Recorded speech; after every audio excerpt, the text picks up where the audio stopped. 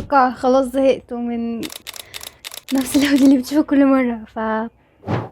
فالنهاردة هورط نفسي. عمرك مثلا كان نفسك تعمل حاجة معينة، زي تتعلم لغة معينة، تحقق هدف معين، وتمشي على الخطوات، لكن فجأة عدت فترة طويلة توصل لشهور واحيانا بتوصل لسنين، وتلاقي نفسك لما تبص على تقدمك انك لسه ما انجزتش الهدف ده، انجزت حاجة بسيطة منه لكن لسه ما انجزتش. فبتستغرب ليه مع ان عدى سنين وانت عارف نفسك ان انت الهدف ده تقدر تحققه في خلال وقت قياسي، لكن لسبب ما الوقت طويل جامد. فايه المشكلة هنا بالظبط؟ الحمد لله لقيت حل للمشكلة.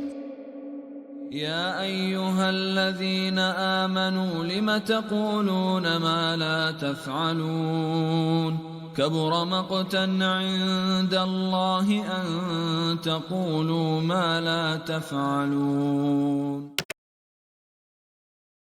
عديت على فيديو لأحمد أبو زيد لسه منزله هو قريب، هحط رابط في الوصف، بيقول ورط نفسك، وفعلا حل المشكلة. فأنا بمر بالموضوع ده وقلت enough is enough، خلاص like I cannot do this anymore. And by the way, a lot of people ask me how did you learn English. ناس كتير كتبالي في كل مكان ازاي اتعلمت انجليزي. يا جماعة عندي فيديو في الوصف واحطه هنا او هنا اللي ازاي اتعلمت انجلش. فلما شفت الفيديو بتاعه جه فلاش باك كده في دماغي في لفتره معينه كنت في هدف معين حطاه، والهدف المعين اللي حطاه ده حققته في وقت اقل من كل الناس اللي حواليا بيحققوه، وحققته كله يعني بيرفكت تمام. فا I was like اوكي، طب ايه اللي عملته ساعتها اللي خلى النتيجه دي تحصل اللي انا مش بعمله دلوقتي؟ ايه الاختلاف بين شهد دي وشهد اللي ساعتها؟ ففضلت احقق في نفسي زي ما بحقق واكتب واحلل واعمل، ولقيت ان فعلا نفس الكلام اللي بيقوله بالظبط. ان ساعتها بتاع شهادة بتاعت 2000 وكام، انا الهدف اللي كنت حاطاه كان بعدد فرص محدودة. يعني انا كان ليا يا دوب 3 محاولات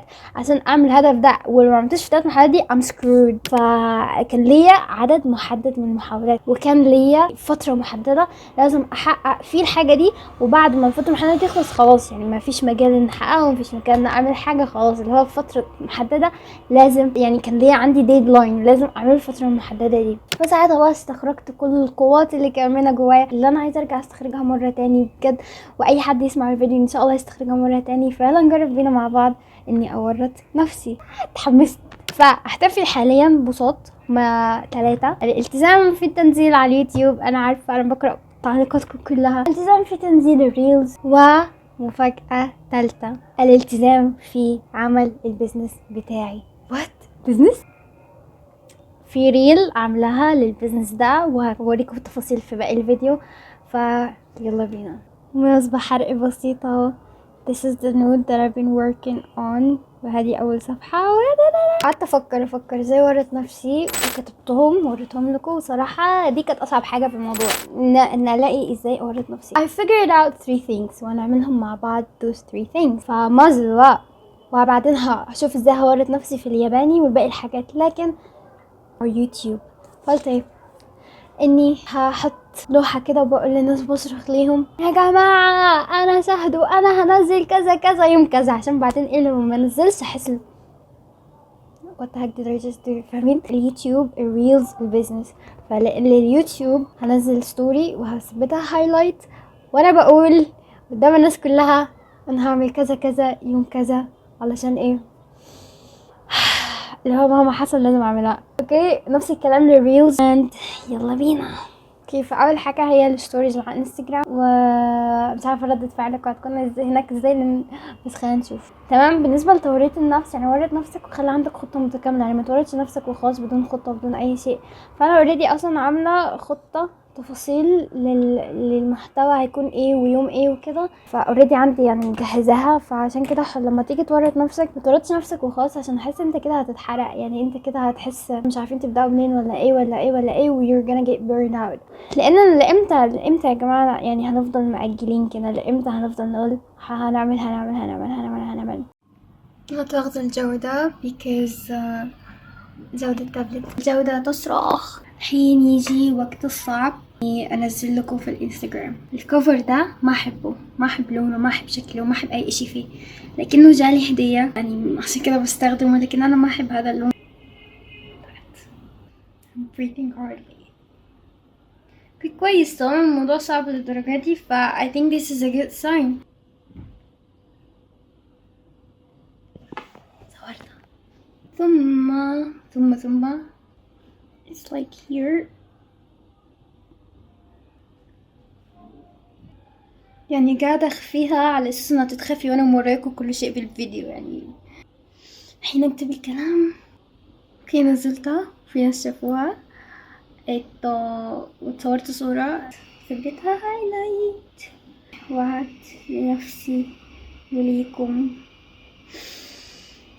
عشان الوعد ما اخدته بسهولة. ده ايتسي مي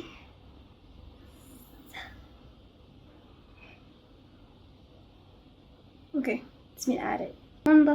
انضافت خلاص. باقي البيزنس.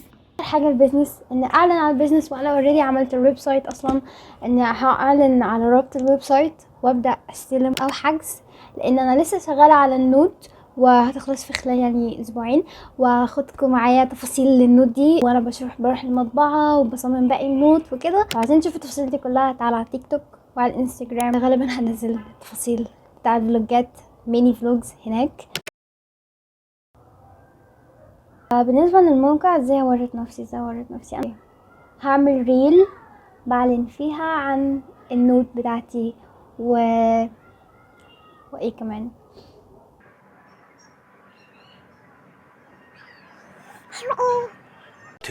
2000 years later.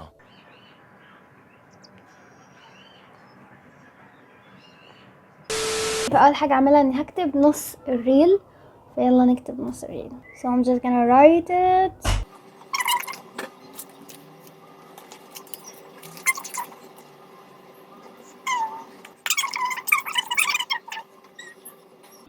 Okay, probably finished shooting the reel.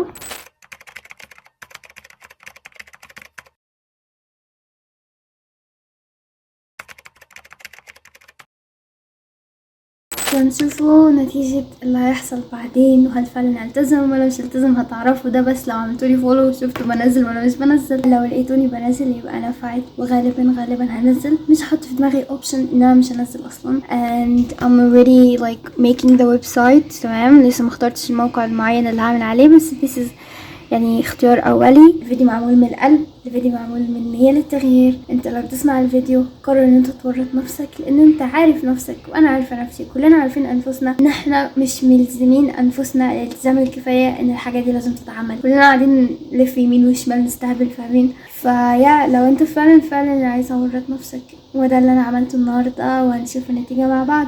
وبالنسبة للنوت بوك بتاعتي هنزل عليها فلوجات اكتر وتفاصيل، واتمنى اللي يشتريها يعني تفيده جدا زي ما هي فاتتني جدا. واشوفكم ان شاء الله الاسبوع الجاي. باي.